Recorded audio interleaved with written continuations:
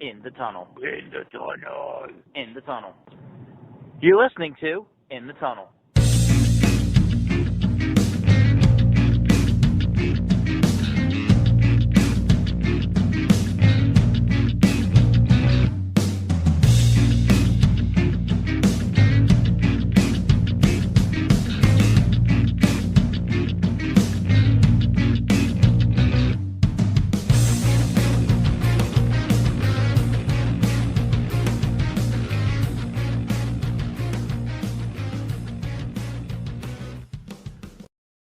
Hello and welcome to In the Tunnel, episode number 67. While you're just munching on some blue raspberry licorice over there, care to share with the rest of us, man? I'd love to. Come over here and find some, Sean. Maybe no innuendo intended. Maybe when Corona is not, locking us all down. You're going to be the only friend I have that, bookends coronavirus with trips. I'm going to make you come back out here after Corona ends because you basically were here 2 weeks before it started. Was it only 2 weeks, really? No, it wasn't really, but it was overseas. Yeah, okay. I mean, for the U.S., it was probably a month, I think. Mm-hmm. Yeah, okay, that's what I thought. Mid-February is when it hit the U.S., so I'd say around... That was, contained then. Yeah. They're not contained, but just making us, feet in the door. By the time it went full swing was, March. Because, that's just how we do things in this country. Yep. It takes 2 weeks to get into all the crave, all the rage of things, and then it's an absolute just nightmare after that. Yeah. It's kind of like how popular memes get. Like the Crying Jordan meme. It's the talk of the internet for the next 2 weeks after that. And it's it just persistently kind of lives forever after that. Just to a decreased extent. But didn't, was it Bryce Harper mispronounce meme during one of his interviews? Who cares? It's a stupid word. Alright, anyway, let's get on with the regularly unscheduled program. Regularly unscheduled program? Hey, I can't really say we're regularly scheduled, now can I? We say 8:30 every time, and then we always shoot it late, so... Also, we say, hey, let's do it this day, and then sometimes we're just 2 days later. Hey, in our... defense, we did say Thursday ever since Monday, and we didn't back down from that. Yeah, true. Even though we didn't have a time for recording until about 2 hours ago. Yep. It just was hey, gonna finish up graphics. We're gonna do this tonight. Yep. All right. So first, we're gonna talk about the NFL. And so our topic is: can you put the N95 surgical mask onto an NFL face mask? So the thing is, and I know we talked about this before the show, what's important to talk about during the show now, in addition to what we talked about and we'll say during the show, or before the show is, our before the show components were, you put a mask over your ears. You put your ears under the helmet. Why can't you just wear a mask? It would be under your face mask anyway. What's the difference? Pretty sure. Other than the presence of a mask. I'm pretty sure players would complain about oxygen intake, and you'd have all of them trying to go for oxygen every 5 seconds. I mean, don't play in Denver. Yeah. Take the Broncos out of the equation this year.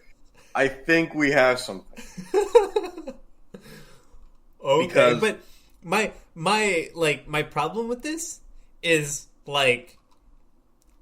if you're gonna put it on the face mask, how are you gonna seal the mask properly, right? It still has to go on and off people's head. Well, that's the thing, is if you're gonna put it on the face mask, or essentially not flush on someone's face, what's the point of doing it at all? Because, spit flies in any direction. Wind takes things in any direction.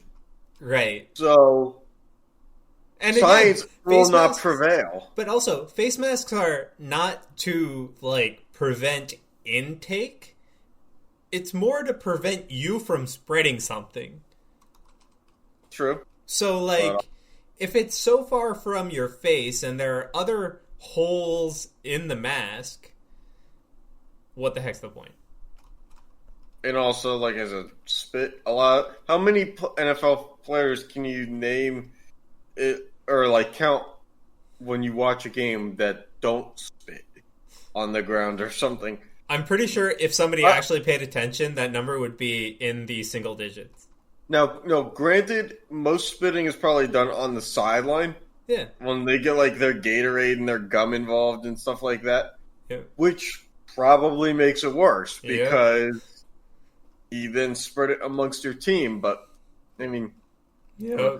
But the other thing is, how do you make an N95 mask that's durable enough to not get ripped off by a defensive player or anything like that if you're a lineman on either side? I mean, even if you put the N95 mask, directly on the face here and then wear a mask over it, there are multiple plays in the NFL during the season, during a single game, where players' masks come off, and that force might just be good enough to snap the band and fly the mask off.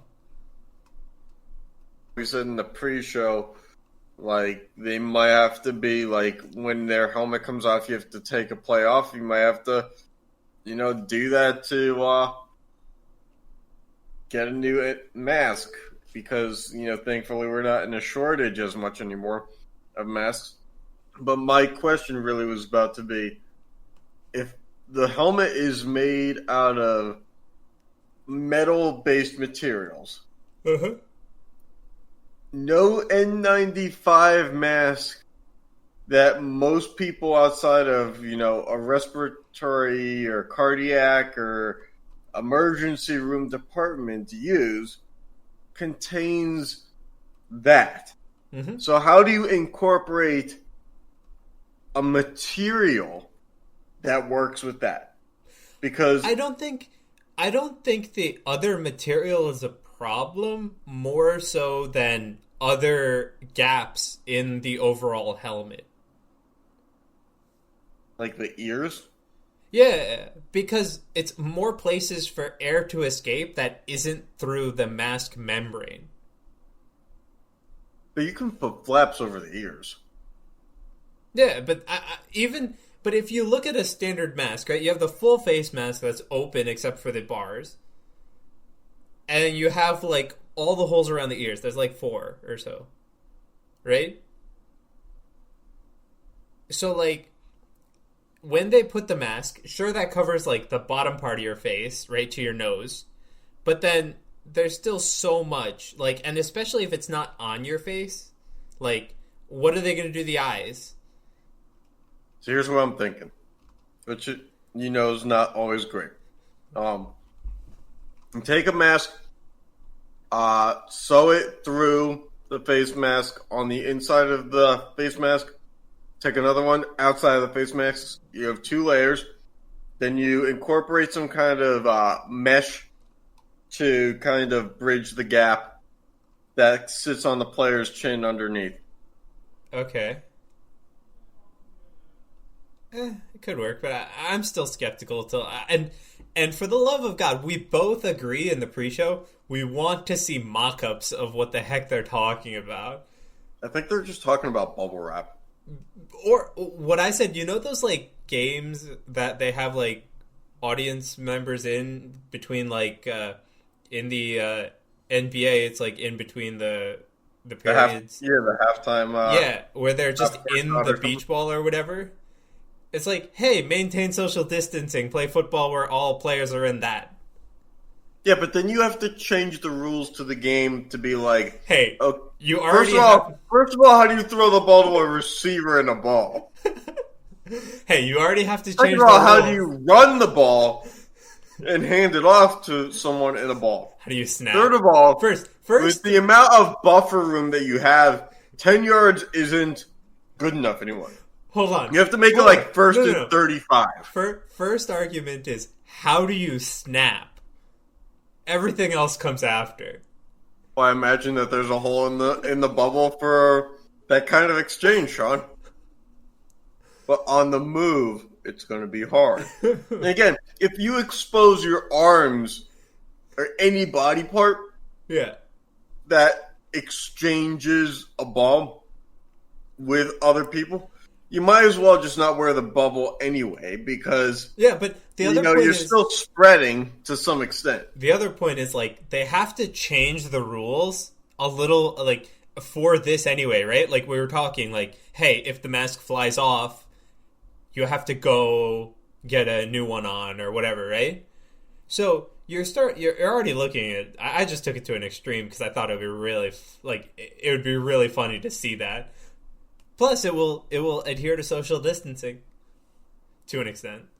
I just love how you say before that there would potentially be oxygen issues, and then you want to put everybody in a ball Yeah, and just assume that they're not going to fall over each other. And if it's one of those balls where it's like conforming to their body, how there's not going to be oxygen issues there, as they're literally just skin tight in a ball of themselves. It's like, oh yeah, I'm sure the air's going to be able to get out plenty fine. Hey, you gotta think outside the box, man. Bubble. Think outside the bubble. Yeah. And then you pop the bubble because that's not the best idea, it turns out. Yeah, nope, not a good idea at all. All right, anything else you want to say about this before we? I want to see the designs. That's pretty much it. Yeah, both of us That's say. the only intrigue here. Yep, we really Other want to than see whatever- those designs. Yeah. Maybe this will make a return when we get these designs.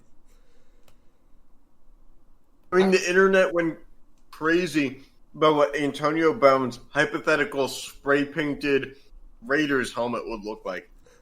And no mock-ups of an N95 helmet have come out in 2.5 days so far. Hopefully, we There's get got to one. be someone, I'm surprised that Roger Goodell hasn't had a field day bragging about it yet. All right. Anyway, moving on. Next, we're gonna talk about the NHL.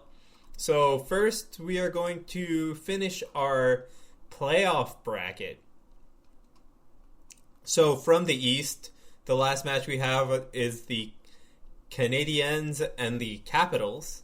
Mm-hmm. And from the West, the last match we have is the Stars and the Avalanche.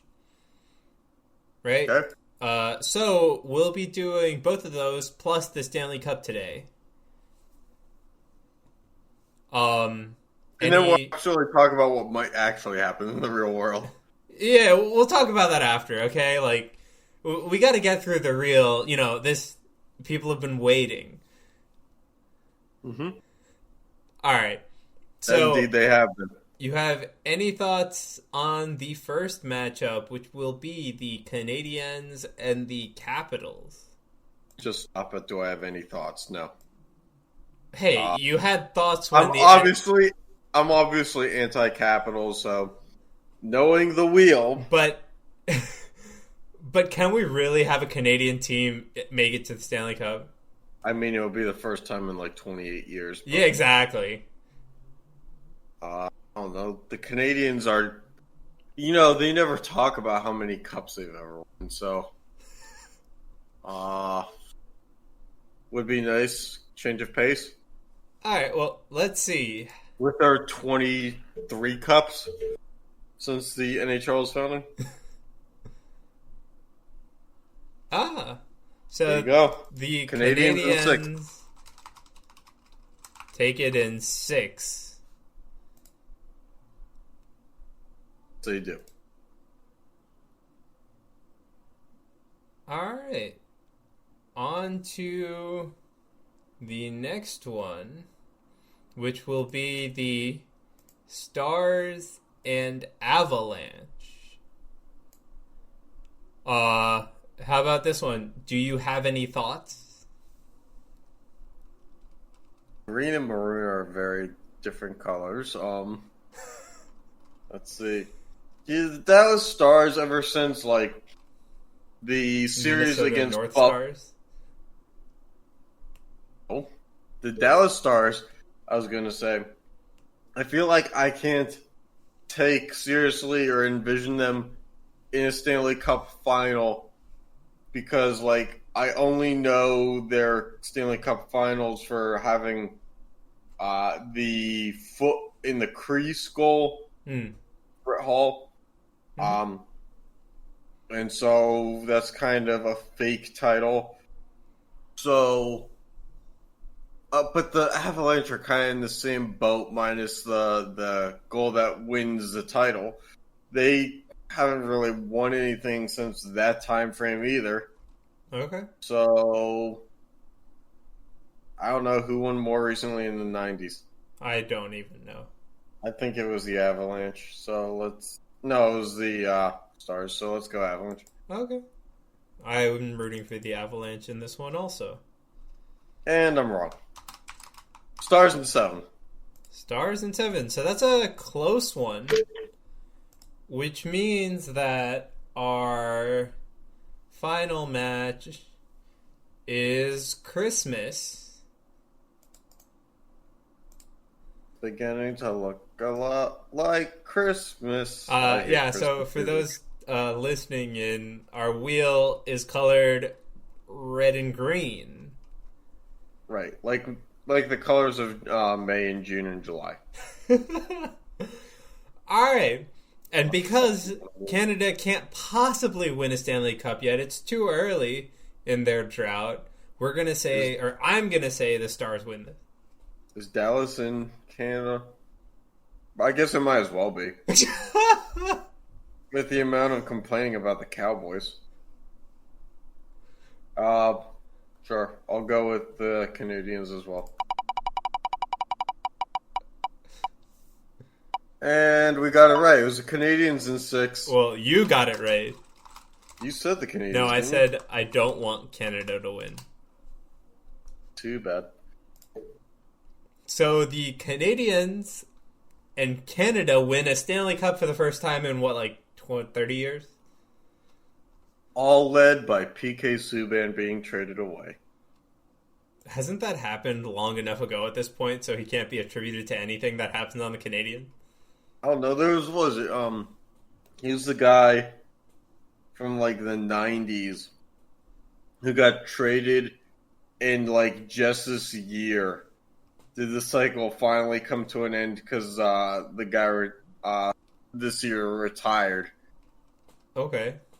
So trades can live forever. Ooh. Trades can live forever, almost like spilling a beer on your keyboard, which luckily I did not just do. All right. Now let's talk about the NHL trying to do playoffs again. Sure. So, what we know is, to some extent, They want a 2014 playoff. no. What they do know is, if they come back, it will be 24 teams. I saw an interview after I read the article here. Uh-huh. What they do know for sure is that there will be a 24-team playoff system. Mm-hmm. And it'll kind of like be older, mid to late 2000s, where they do it by conference instead of division, which to some extent they still kind of do with the wild card. Yeah. But it'll kind of be meshed where it's all sort of that way. Okay. So instead of having, four of the 5, or is it 3 of the 5 scenarios being division matchups, it'll be all inclusive. Okay. And what we do know now, but we don't know which cities, is that if the NHL does do this, it is going to be, they're going to kind of do what baseball has been talking of doing, which is the hub city thing. Yeah. So there's a lot of iffy stuff here because, the game belongs to Canada, but most of the teams are in the United States. So it's hard to envision a scenario where you take Canada and their cities out of the equation because just morally and for business sake, it makes more sense to keep it there. But at the same time, by doing that, you open up, more potential problems with visas and stuff like that at a time where the United States and Canada, the border is still kind of closed for travel. Yep. So it gets a little bit more iffy there too. I mean, and really, like, it will be weird if they kind of have to do this, but as a fan, it'll be weird because, like, the teams that are winning or are in, like, the race, right? They might not even be playing near their fans. I mean, I understand because, like, there's going to be no fans at the game. Yeah, it's hard. There's most likely not even going to be mascots or anything like that. There's going to be no visual or branded representation of your team other than, what's on the scoreboard and the people around you that are playing the game or coaching staff. Mm-hmm. So it's going to be hard. Mm-hmm. But at the same time, I guess that's where social media kind of helps. If there is a way to incorporate things like, or maybe we'll see an NHL that kind of embraces more music and soundtrack systems during the games, kind of like the NBA does, to now pump in sound at momentum-based occasions. But when you're also playing in hub cities, and it's more neutral site, it's kind of, it kind of plays to bias if you do that too much. Right. So you can't really do that now that you think of it. I don't know. This one's hard, but, at least it's not like the MLB where there's a financial scenario at stake here, too. Mm-hmm. Most of the season has been played, and those contracts have been pretty much paid out because they're based on the regular season for the NHL players. Right. And plus you're looking at, with 24 teams playing that, a lot of them are getting the chance to experience something that they may not otherwise have gotten. That's 8 additional teams. So, let's see. So how it works based on the article is top 4 seeds in each conference, which would be Boston, Tampa Bay, Washington, and Philly in the East, St. Louis, Colorado, Vegas, and Dallas in the West, would be receiving buys through the first round, much like how we did ours. But they would participate in a 3-game tournament to get some kind of action going. So they'd do, I guess, scrimmages amongst each other, which seems, like a scouting advantage for them that other teams don't get. Yeah. But, at the same time, otherwise the other teams don't get to, or those 8 teams don't get to market themselves to their fan base that's missed them either. So you kind of have to give equal time there. And then the play-in series would be a best-of-5 game series, which I think is how we drew ours up. And then the rest of it would be best-of-7. Okay, I'm pretty sure we just did best-of-7 all the way through. Okay, yeah. That would make sense, too. But yeah, that's the scenario. Unlike the MLB, where there's been rumors We'll On get a to the time frame, MLB. there's been rumors on a time frame. There is no time frame that's set right now with the NHL. There's been no rumor as to when a return might be there, but both them in the NBA have not ruled anything out. All right. Okay, so let's take a break from the major sports leagues and return a segment that's been gone for quite a while. So we are we looked at Facebook Marketplace in Phoenix, and here are some of the weird things that we found, or Yes. you found. And I will say, for the first time, we threw something not bad looking into the mix too, as a slight compliment to what you can find. Yep. All right, Okay. there we go. So, the one cool thing that you can find, and I think this goes for any sport, you find a sports league where they kind of cross over the memorabilia into another, and it looks nice enough to pull it off. Mm-hmm. And I think that the Suns hockey jersey might be a better seller than the current Coyotes jersey if they wore that. Like, I think that the logo is plain enough to work for hockey. Plus, it just fits in the center. In hockey, the logo just kind of does that. I mean, I personally think you take like the border of the Sun basketball away, and it's like 100 times better, but it does a pretty good Oh, one. yeah. Yeah, I mean, keep in mind, this is from the 90s, Yeah, for sure. I know. I'm just Because saying, they changed the logo a lot since then. But even if you just take that, right? Take out the white border and move the logo down a little bit, and it's still perfectly acceptable to buy. Mhm. If it was sold from like Arizona or whatever. Yeah, and it ships, it looks like, based on the picture. So if anyone wants it, $85 and $7 shipping. Contact. I don't think they're gonna ship to many places far away. Why not? $7 shipping. shipping it'll be more to ship it farther. Well, I don't know. Maybe it's one of those flat rate boxes. I don't know. Hopefully, hope for your sake. Plus, you can fold it really small and then probably just put it in regular mail. True. Just in like a bubbled envelope. All right. Just to get back to bubbles. So, we also have a $120 Phoenix Suns signed ball. Right. And so, let me say, I do not think that this was signed by the current Suns roster. One, because they don't have anyone with the number 34, I don't believe. Actually, 34 was Charles Barkley, so that adds some value to the ball.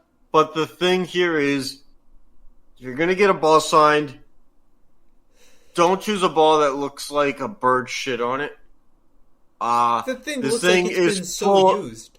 Yeah, this thing was either used a lot and then signed, or signed and then used a lot. This ball can't go in a display case because it's basically been ruined. Yep. This thing is not worth half of what you pay for it. Plus, I don't know, the ball itself just looks like a piece of crap. It looks like a $3 ball. Mm-hmm. All right, and then we also have a 27-year-old Coke bottle that's a Phoenix Suns collectible. And by the way, if you look close enough, if you're watching the video, you can see the fucking mold at the top of the bottle. Like, you can see the green starting in the soda bottle, because it would be worth more if you poured it out and cleaned out the bottle. But the second part of this is, like, the collectible of being conference champions. We can never hesitate it enough. I know that the Suns have never won a finals, but the conference champion never, even if you don't win the finals, is never worth its weight in gold after the fact. It's Right. good for that stretch until the finals begins. But after that, whatever happens is you'll get finals or, championship, true championship memorabilia and collectibles, or you'll be upset that the season didn't end the way you wanted to and not want the collectibles in itself. Right. So this guy who's been holding on to it for a long time, it might have some VHS tapes in the background now that I'm looking at the picture, needs to just pitch this because you're holding on to a memory that a lot of people don't want. Right. All right. Next set. All right. So hey, yeah. I heard you wanted 2007-ounce solo cups, man. Man, because when the liquor stores are closed up here in PA and you can't get it anywhere, I need all those cups. Also, 7 ounces, man. 7 ounces. Come on. This guy's marketing for this stuff is like 7-ounce cups, man. Like, dude, it's only like a day's worth because they're all like shot glasses. So yeah, $30 for a case of 2000. I mean, credit to where it's due. That's probably a steal financially. Yeah. If you own like, I don't know, 4 pickup trucks and can pull this off, because whatever kind of pickup. I'm sure I can, deconstruct that pallet into my sedan. But do you really want to? No, because I don't. Unpacking it when you get back to your place of residence. No, I don't want to do it. I'm just saying, like, you don't need a pickup truck. We're playing this out regardless. You get home, it's more of a drag than unloading and like putting away groceries. Because think about like the 8 or 9 bags of groceries that you bring in, and then think about how much more this is in cups. It's got to be at least 20 times that. So it seems like it's 3 boxes, 3 boxes by 4 boxes by at least 3. So that's a lot. Yeah, that's 12 per, I guess, column or whatever. Well, what we haven't talked about enough yet is that this is Phoenix, Arizona, where there's a dry heat. You gotta stay hydrated. 7 ounces is not gonna get you there. Not at all. So, like, I would skip the 7-ounce cups and just go straight for the gallon. Okay, well, if I can't interest you in 2000 7-ounce cups, how about a Phoenix Suns 15-inch TV? Is it widescreen? Does it look widescreen? I don't know, Sean. No. We do this podcast on audio, too. No, it does not look widescreen. All right, so not only is this thing not widescreen, I don't even think it's, like, properly square. It's a 4:3 aspect ratio. It seems like it's... Yeah, and it's got a handle on the top in case you need your basketball themed TV to go. Oh, but you know how TVs are always to go. But I forgot to mention, it's for the ever low price of $100. Oh, for a 15-inch TV? Yeah. What a steal. Keep in mind, you can get a 65-inch off with all the bells and whistles for like $450. Yeah. But yeah, I'll gladly give you 100 just to look at whatever misery this is and just let it sit and collect dust, because I mean, it looks like it's collected enough This thing dust. doesn't even have an HDMI cord, bear you. So break out the RGAs and get your... See if you remember which color, because there's always one on those I was like, not the same color as the back of the TV. So if you remember what that is, this is a deal for you. All right, well, if I can't interest you in a $100 15-inch TV, how about the Arizona Coyotes NHL super awesome Coyotes hockey school Bauer jersey that is large size. So it says Coyotes Hockey School on the jersey. So this guy who said it was super awesome is definitely right there trying to sell you something that he doesn't want badly. Didn't you get that from my voice? I was just hoping that you did a bad job of selling a product. But it's for the, it's a very reasonable $45. Ships are free. So if I want it and I don't have regrets about it, and believe me, I will have regrets about it, I can track down the guy as he's going to the post office and tell him, you know what? I'm sure they have a trash can there. Just put it in there, and I'll fly to Arizona and get it myself. I'll meet you at the dump. But yeah, I think that, again, these for the right price are cool collectibles and stuff to have. But used clothing, A, always has somebody else's smell to it, and B, this is hockey school. That kind of smell is not something that you can get out of the wash. And then C, the prices in these Phoenix items are too high. This is a $5 shirt, not a $45 shirt. You gotta mark it down to its true value and realize this might be somebody's like lazy Sunday kind of eBay treasure, but this is not your regular like bargain bin price. Yeah. You gotta knock this thing down to like gas station DVDs. All right. Well, maybe my next page of products can entice you. Oh, Sean, you've done such a good job so far. I can't imagine that I'll be able to deny it. So what about a children's bicycle for $200 that's just been all over this family's bed? So, can you prove to me it's not an adult bicycle?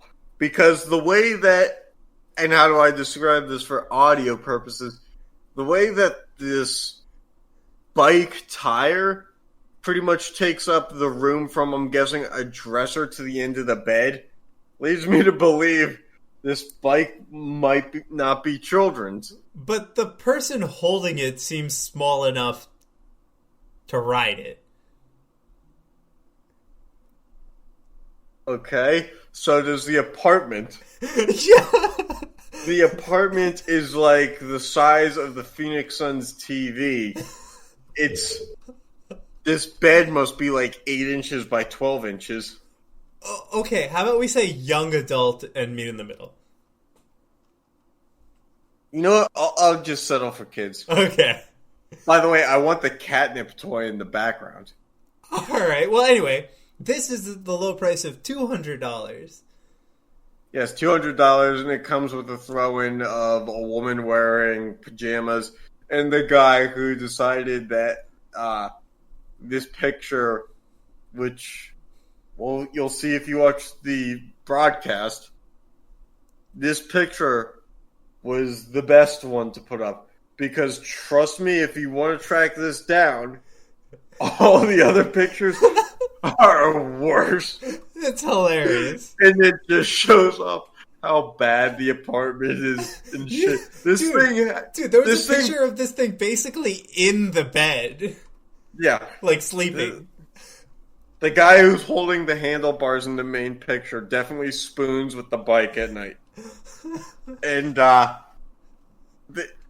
something tells me that if you want this bike, you're in competition with about 13 mice that live in the apartment for it, because they probably have top bid, and they may have called dibs on this thing with something more than words. All right, if I can't entice you with a bicycle, how about what everybody in Phoenix actually wants? Philadelphia stuff. Allen Iverson, Philadelphia 76ers jersey for $40. And not only is it a jersey, it's... How do I explain this? They took the normal Sixers jersey part away and basically pasted a Slam magazine cover as the front of the jersey. Yeah, that's why it's even better, dude. Like, this is like worse than like seeing someone in a fraternity shirt. It's like, to what extent do you want to do a shitty organization's marketing and promoting for them and giving them money? Like, I hate on fraternities because basically you're paying to make friends and then just to promote an organization that no longer needs you in a couple of years. But this is like, magazine racks still exist. You don't need to do this. I get that newspapers are kind of like a dying medium, but like, not to the extent where you have to rent out the billboard that is your chest and stomach. All right. So that's a hard path for me. All right. If I can't entice you with that one, how about a Arizona Cardinals oil pump for the just reduced price of $1,350? Previously was $2,400. Sold. Tell me how it works. Hey, I didn't tell you instructions came with it. Oh, so I'm just supposed to figure out how to pump my own oil? Yep. And how do I get the oil in the pump, pray tell? Good question. No instructions, and I just sold it to you. Bear in mind another question here. Why do I need an oil pump if I have something that's holding oil that I would pour into a pump? Do I not already have a container that fits the job of oil pump? Maybe you just need another oil container for more oil. But why of all things does this have to have the football team's logo on it? And probably because also, the football team can sell the most things. And also, why was this thing reduced in price by $1,050? I can't answer that one for you. You have to tell me that something's wrong there for the price bump down, or not bump, but price cut to be like, oh, I'll take a little bit off the top of the price here. I don't know, 35% of it. Or something along those odds. So, yeah. I mean, hey, can't put it in your man cave. That's the thing. It's cool branding, but if you're the guy who hosts the football watch party and in your basement is an oil pump, you probably don't want a beer out of that dude's fridge. What if the dude... There's no telling what liquid is where. But, like, what if the dude completely cleaned it out and was serving beer from it? Can you entirely clean out oil? Well, I mean, you'd probably put like a space for the, what's it called, the jug, the beer jug, keg, yeah, that thing. Sorry, and then you just route it through that instead of, fully cleaning out oil. So you have to pay almost $1,400 for an oil pump to take it apart. Discounted. But you still have to throw a straw or a hose through the pump system to keep it more sanitized than what's in the oil pipes. Yeah. Yes. But you're not telling me... I would pay $500 for that kind of labor. Okay. You would at least pay something. Yeah, I'd pay to visit. And as always, we end with something very funny. And credit to the Phoenix area, it wasn't easy to find the stupid shit. But once we found an oil pump, again, no pun intended here, hit the jackpot. That's like California Gold Rush kind of oil. All right. Anyway, now that that little excursion is done, let's get back to the major sports leagues. Yeah, let's start planning our trips to Phoenix. With the NBA. All right. So, a bunch of teams have either opened or will open their practice facilities for voluntary workouts. Indeed, they will. So, anything stick out to you from the teams? Yeah, so let's take a look here because I'm really curious. We're going to take a look at the NBA standings here. I'm curious as to how many of these teams are playoff bound that open up their facilities, and how many of them are just wasting their time here with 3 weeks left in the hypothetical regular season. So, what are we looking at? Like Lakers? All right. So let's see.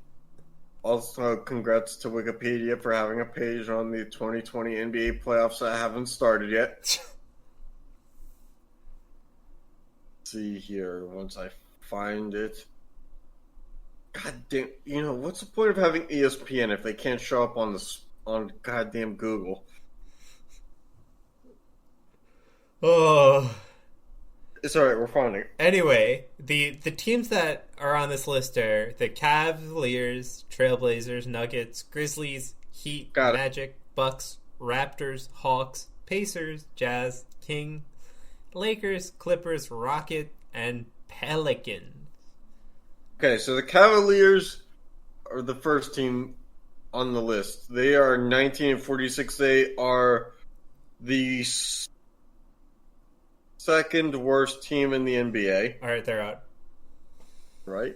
The Trailblazers, who right now would be 3.5 games out of a playoff spot. So if there was a regular season, there's a chance. But keep in mind, they're also 8 games under 500. But the West is kind of weak this year. You don't have to be 500 to make it. Correct. But then again, in the East, you don't have to be either. Let's see. Denver is the 3 seed in the West at 43-22. So, when you're one of those middle seeds, anywhere from 3 to 6, you take whatever you can get. You're not in a solidified position, so you need something. All right. Moving on to the Grizzlies. The Grizzlies do benefit because they got to get their ass in gear. They're 32-33. They're holding down the 8th spot in the West. Okay. So with Portland and New Orleans and Sacramento chasing, they need the extra reps. Okay. To, distance themselves from the metaphorical pack. Let's see here. By the way, the Suns only 6 games back of the Grizzlies is kind of sad. Let's see here. We have the Heat. Heat are number 4 in the East. So not clinched, but, they'd be okay. Right. By the way, the only team that's clinched in the West is the Lakers. And they are opened up. The Lakers are number 1 in the West. The Magic. The Magic are number 8 in the East. So they need to get their ass in gear. They have a 5.5 game lead on the Wizards, so they're okay. Okay. The Wizards have already lost 40 games. And they're the 9 seed, so everybody after that is out pretty much. Including the Knicks. I know that the Knicks are not actually out, but they're the Knicks. They were never really in. The Bucks? The Bucks are the number 1 team in the East.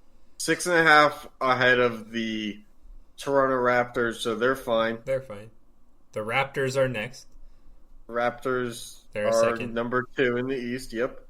The Atlanta Hawks are the second to worst team in the East. They're 34 games back of first place.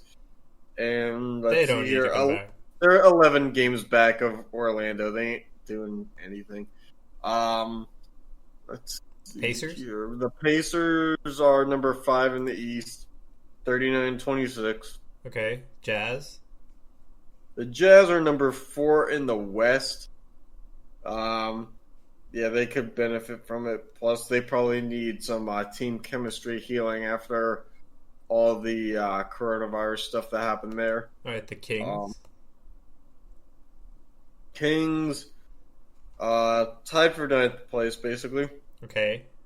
I guess technically 10th, but they've played less games than Portland. Okay. Lakers. Yeah, we already got through the Lakers. The And Clippers. Clippers are number 2 in the West at 44-20. Then you have The Rocket. Rockets 6th in the West. Yeah. And then to top it off, the Pelicans, who are in that 3-way tie at around 9th place in the West. All right. So, any notable teams that are like on the cusp or in the playoffs that aren't looking to open? So right now, based on process of elimination here, we have in the West the Thunder and the Mavericks Okay. are in the playoff picture, not opened yet. Okay. And then in the East, we have Boston, who's the number 3 seed. Okay. Philly, but Philly's kind of big Yeah, right now. we're With not the opening that. cases. Brooklyn, Yeah, we're not opening that one either. and that's pretty much it. Okay. All right. So yeah, I mean, I do think we're, as a society, we're gonna have to start opening up things more. And voluntary workouts, they're voluntary, right? So it's not like they're being forced. well, you also have to keep in mind a lot of the things about most major sports is where people play is not, or where the players play is not often where they live, Yeah. except for the times where they're playing. Yeah. So it's not exactly very appealing to jump on a plane right now Mhm. where the transmission likelihood Yeah. is kind of higher because you're not able to social distance. So, Okay. yeah, it's voluntary workouts, but as we move towards a return, I'm wondering how much pushback we're going to get on players to, if you can just say, hey, I'm out for this season, there shouldn't be any negative press about it. Mhm. There's a guy who plays for the Cavaliers who I believe is a diabetic and has Crohn's disease. Now, the Cavaliers aren't going anywhere this year. So that guy in a contact sport like basketball, well, it used to be contact sport, Not a guy- contact sport that- anymore, dude. that guy has to tap out. That Yeah. guy has to say, you know what, for the betterment of me not dying, I No way. can't play it. No way. So there should be absolutely no repercussions to doing that. Yep. All right. All right, and to our final major sports league, the MLB. Yeah, it's about time we talked about baseball. All right, so we have just some points to talk about. So, what they're looking to do, an 80-game season that starts in July, which is basically a month away at this point. Right, so that's the rumor is the July start. A With a universal couple- designated hitter. Right, because I think what they're doing, because they're doing the hub plan like they're doing in baseball, so they're either going to hub it up in Florida, Arizona, or both. Or I think maybe even 3 cities, I think I saw, is the conferences or the divisions are going to be split into 3 10-team divisions. Mm-hmm. But that combines teams like the Yankees, the Pirates, Phillies, Yeah, Orioles. makes sense. They'd all be in the same Yeah, it makes sense. division. So you can't do the typical no DH or DH. All right. They're looking at an extended roster, so 30-man main roster and a 20-player we'll call taxi squad. You want to explain Right. that? So basically what I take taxi squad to mean is that it's kind of like in hockey when the minors season ends and you're able to kind of have them for practice Call up a few. scenarios. Yeah. So because minor leagues have already suspended themselves for this year. Uh-huh. If I'm not mistaken, at least on some levels. I'm pretty sure they have, because it's a yeah. lot less profitable running those leagues. Yeah, so what they're going to do is basically you'll have your ability to do like inter-squad scrimmages, stuff like that. And then if you have call-ups, they're already the benefit of being local. Yep. The problem here is you're, increasing the size of the pool of players that are in one spot. Yeah. And you're doing so by, let's see, what's 20 times 30 here, Sean? 600. Okay, so that's a lot of people to add into the mix. That's enough to fill a hotel. All right, well, along with that, they're looking at a 14-team postseason. I'm just like, why don't you just round or make it a nice number like 15, where like half the teams in each of the cities make it? But you have 2 conferences. How would that work? No, but if they're splitting it 3 cities, right? 2 or 3. I mean, if they do 3, then it's but if like, they do 3 divisions, then yeah, I guess. But then you'd have to like structure it properly, because right, and who's weird with 15 teams? Who's getting the ultimate bye? Yeah, exactly. Like, are you gonna do like a President's Trophy kind of thing, where it's like this team? And how are you going to assess which team is truly the weakest? Mm-hmm. That the ultimate bye ends up playing against that bracket. Yeah. All right, and then they're looking at doing playoffs in home cities. I mean, I hope that will happen. At this point, the playoffs are going to be like in November, December. So yeah, so like, I mean, some places are just going to be like freezing cold. Other places are going to be fine. And then I'd love to see baseball in the snow, though. Yeah, that'd be cool. We won't see snow like that in December. But it would be fun, especially if it was like Kansas City or something like that. Mm-hmm. Yeah, I mean, but the most interesting thing that I at least saw was that there's a complete 50-50 split of revenue between players and owners. I mean, the thing is that the players want all their money because they're basically deemed as, essential workers for the purpose of sports here. Mm-hmm. They want to be properly compensated for going out and playing a sport and putting the social distancing thing to the side, which is understandable. Right. So, and the revenue streams that an owner would have outside of, from broadcasting and stuff like that is limited now to the game itself and those broadcasts and stuff like that. Because without fans, without concessions, without in stadium shops, 50-50 raffles, and all those other things that they do, there is a loss of a lot of revenue streams. So it takes away from the owner, but by doing a 50-50, you're saying, hey, there's so much less money that's coming in that, the players need a bigger chunk to solidify their status and their desire to play. So the owners kind of have to,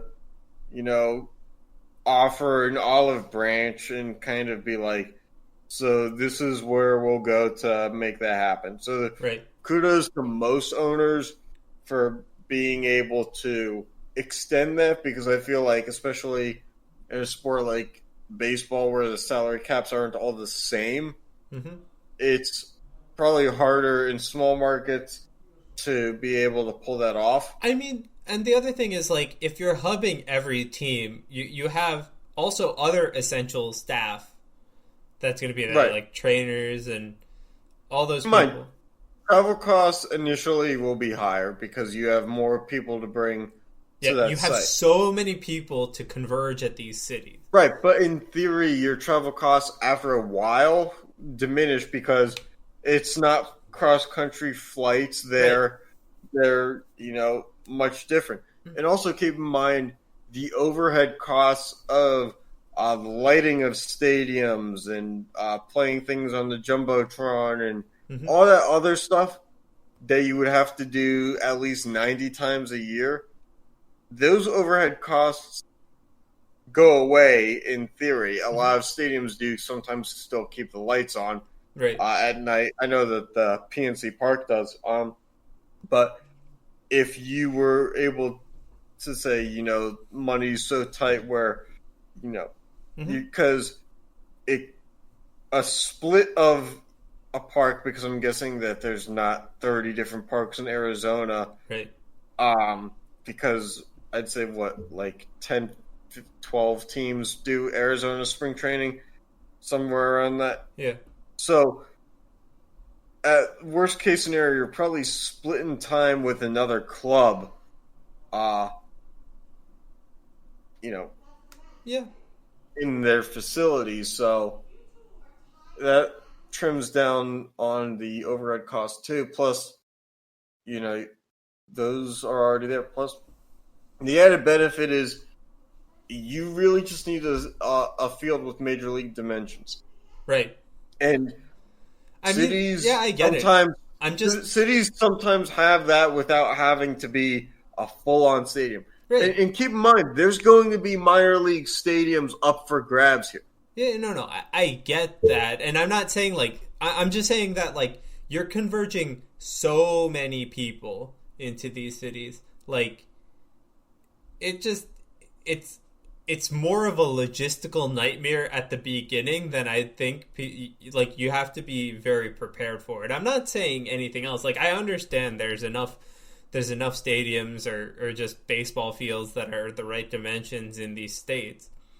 Well, now that I think about and bring up the fact that there's minor league stadiums, keep in mind it doesn't matter single A, double A, triple A, independent even. Yeah.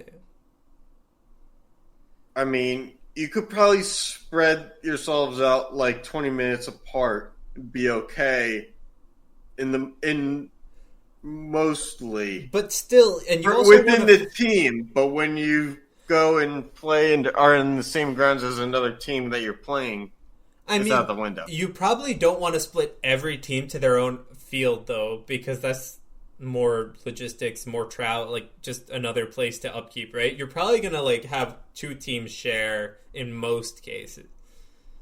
Yeah, I don't know. I'm sorry, because, landscapers and all that other, to right now, there's not a lot of, green lit areas for working. Mm-hmm. So if you can open up the economy a little bit and allow people to have jobs keeping the field or something like that, I think that there's an audience who would entertain doing that.